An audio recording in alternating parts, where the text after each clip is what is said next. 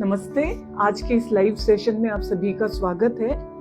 आज का ये जो सेशन है इसमें हम ब्लड ग्रुप को लेकर कुछ ज़रूरी बातें करने वाले हैं और ये बताने जा रहे हैं कि किसी भी महिला को अपने ब्लड का ग्रुप पहली प्रेगनेंसी से ही पता होना क्यों ज़रूरी है। तो जैसे एक आम सबसे पहले हम ये देखें कि ब्लड ग्रुप्स क्या हैं, तो आप सभी को इसका एक आइडिया है कि ब्लड ग्रुप किसी का ए, किसी का बी, ओ, ए बी इस तरीके से होता है। साथ में उसके पीछे पॉजिटिव वर्ड एक कभी कभी आप सुनते हैं कि बी पॉजिटिव है या फिर बी नेगेटिव ब्लड ग्रुप है। तो सबसे इम्पोर्टेंट कि अगर कोई भी गर्भवती महिला है उनका ब्लड ग्रुप के पीछे नेगेटिव आता है, चाहे वो ओ, ए बी और बी कोई भी ब्लड ग्रुप हो, तो वो एक RH नेगेटिव महिला होती है। और अगर उनके पति का ग्रुप भी नेगेटिव है तब तो कोई दिक्कत की बात नहीं है, पर अगर ग्रुप उनके हस्बैंड का ग्रुप अगर पॉजिटिव आता है तो ऐसे में जो बच्चा है गर्भ के अंदर, ऐसी माता का जिनका की ब्लड ग्रुप नेगेटिव है और पिता का ब्लड ग्रुप पॉजिटिव है, तो बच्चे के ब्लड ग्रुप के पॉजिटिव होने के चांसेस काफी होते हैं। तो अब इससे क्या दिक्कत हो सकती है, तो अगर हम 3 बातों को इसमें समझे कि कई बार कुछ प्रेगनेंसीज अनप्लैन्ड हो जाती है, मैरिज के बाद में जल्दी हो जाती है, और कई लोग MTP पिल्स खा लेते हैं और वो ये भी नहीं देखते हैं कि ब्लड ग्रुप उनका क्या है। ऐसे में 1.5 महीना 3 महीना कितनी भी प्रेगनेंसी को वो गोली खाकर खत्म करते हैं। कई बार पहली प्रेगनेंसी है, नॉर्मल है, उससे पहले कभी कोई मिसकैरेज नहीं हुआ है, पर उनको पहली तिमाही के बाद मतलब माहवारी के तीसरे चौथे महीने में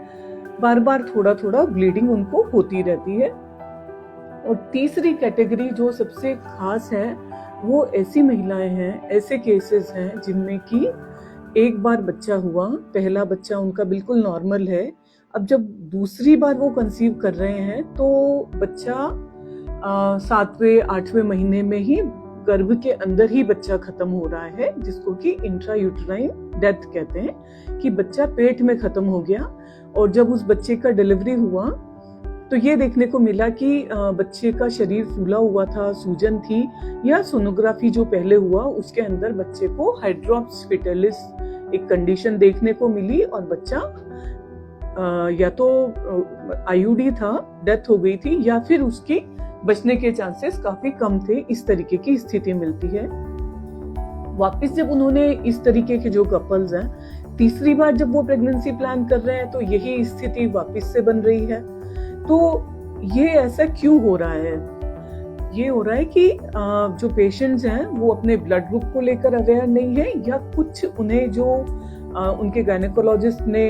जो भी डॉक्टर से वो कंसल्ट कर रहे थे, तो उन्होंने जब ये बताया कि आपको कोई समस्या है और उस पर ध्यान नहीं दिया गया, तो किस तरीके से ये जो माँ का ब्लड ग्रुप नेगेटिव होना और पिता का पॉजिटिव होना बच्चे को किस तरीके से नुकसान पहुंचा सकता है, उसके बारे में हम थोड़ा सा समझने की आज कोशिश कर रहे हैं। तो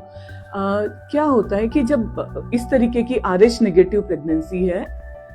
माँ का ब्लड ग्रुप नेगेटिव है पर गर्भ में जो शिशु है और वो उसका ब्लड ग्रुप पॉजिटिव है, तो गर्भावस्था के दौरान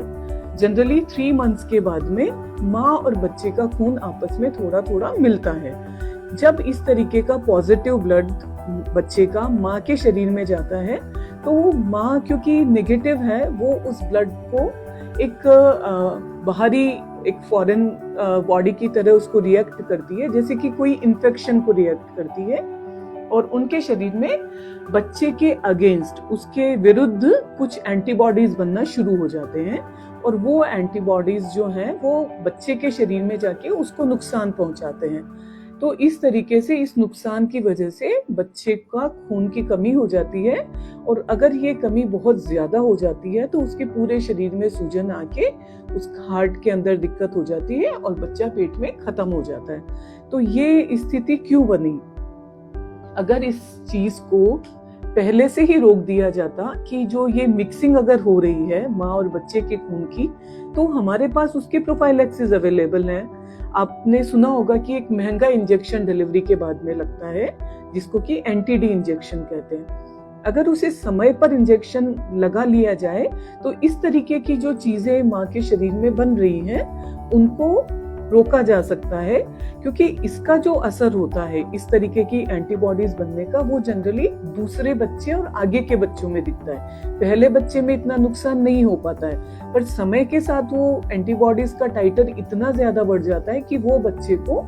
पूरा टर्म तक, पूरे 9 महीने तक जाने ही नहीं देती है और उससे पहले ही नुकसान पहुंचाने लगती है। तो अब अगर हम ये देखें कि ऐसी अगर स्थिति बन रही है तो किन चीजों का ध्यान रखकर हम इन जो कॉम्प्लिकेशंस हैं, जो बच्चे को दिक्कत हो रही है, हाइड्रोप्सिस जो बन रहा है, उसे किस तरीके से रोक सकते हैं। तो सबसे पहले तो कोई भी जो भी फीमेल है, आप प्रेगनेंसी प्लान कर रहे हैं या आपकी मैरिज अभी नहीं हुई है, तो भी आपको अपना ब्लड ग्रुप पता होना जरूरी है। और अगर वो ब्लड ग्रुप कोई भी तरीके का नेगेटिव ग्रुप है तो आपको ये श्योर करना है कि जो भी आपके हस्बैंड हैं उनका ब्लड ग्रुप क्या है। अगर दोनों ही नेगेटिव है तो कोई रिस्क की बात नहीं है, पर अगर हस्बैंड का ब्लड ग्रुप पॉजिटिव है तो आप जब भी कंसीव करते हैं, पहली बार प्रेगनेंसी हुई है, तो आपको उसी टाइम आप डॉक्टर से मिले। ये नहीं करें कि 4-5 महीने के बाद में ही हम देखेंगे। आप एक बार मिले, कुछ आपकी जांचें होती है, उससे इस चीज को देखा जाता है कि कहीं अंदर इस तरीके का जो प्रोसेस है एंटीबॉडीज बनने का, वो कहीं शुरू तो नहीं हुआ है। और अगर ऐसा प्रोसेस नहीं शुरू हुआ है तो 7वें और 8वें महीने में 2 प्रोफाइलेक्टिक डोजेस आपको इंजेक्शन के दे दी जाती है, ताकि इस प्रेगनेंसी और आगे की प्रेगनेंसी में इस तरीके की समस्या ना हो। पर कुछ केसेस ऐसे भी होते हैं जो कोई भी कारणवश या तो इंजेक्शन नहीं ले पाए हैं या उन्हें इस बात की जानकारी नहीं थी, और कोई भी ऐसा इंसिडेंस हुआ कि जिसमें या तो बच्चा गिरा दिया गया हो खुद से एमटीपी द्वारा, या फिर कि उनको पूरे 9 महीने ब्लीडिंग होती रही तो माँ के अंदर एंटीबॉडीज बन गई हैं। तो ये जो एक केस है ये बहुत ही इम्पोर्टेंट है। अगर हमें ये चाहिए कि ये जो प्रेगनेंसी है, जो गर्भस्थ शिशु है, उसमें किसी भी प्रकार की कोई समस्या ना हो, तो आप समय रहते मिलिए।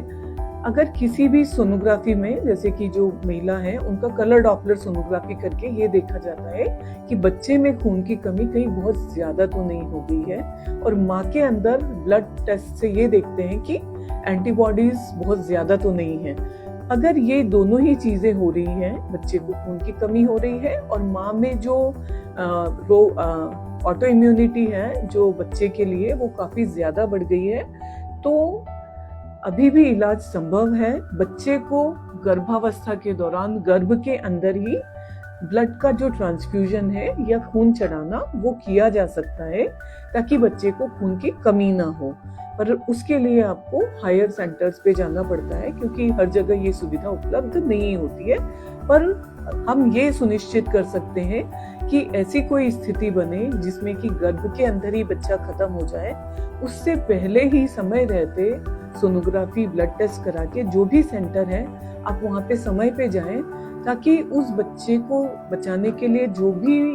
किया जा सकता है, जो खून चढ़ाना है बच्चे को गर्भ के अंदर ही, वो करके बच्चे को हम एक अच्छी स्वस्थ प्रेगनेंसी होके लाइव बेबी हम आराम से उसमें करवा सकते हैं डिलीवर। तो आपको बस इस आज के सेशन का मुख्य बात है कि RH नेगेटिव को हम पहचाने, हस्बैंड वाइफ के ग्रुप्स को चेक रखें, और इस बात का ध्यान रखें, आपको सारी डिटेल में नहीं जाना है कि कब किस केस में किस तरीके से इलाज होता है। आपके जो भी डॉक्टर्स हैं वो इस चीज का केयर करेंगे। आपको बस ये है कि हमें इग्नोर नहीं करना है। RH नेगेटिव एक इम्पॉर्टेंट चीज है, क्योंकि हो सकता है कि इस प्रेगनेंसी में कोई दिक्कत नहीं हो रही है, पर जब आप सेकंड के लिए प्लान करेंगे तो आपको दिक्कत हो सकती है। गर्भ के अंदर बच्चा सुरक्षित नहीं रहता है ऐसे केसेस में। तो आप इस चीज का ध्यान रखें अपने खुद के परिवार में, आसपास में, और एक स्वस्थ प्रेगनेंसी RH नेगेटिव महिलाओं की भी बिना किसी कॉम्प्लिकेशन के सफल हो पाए। So thank you so much for kind listening.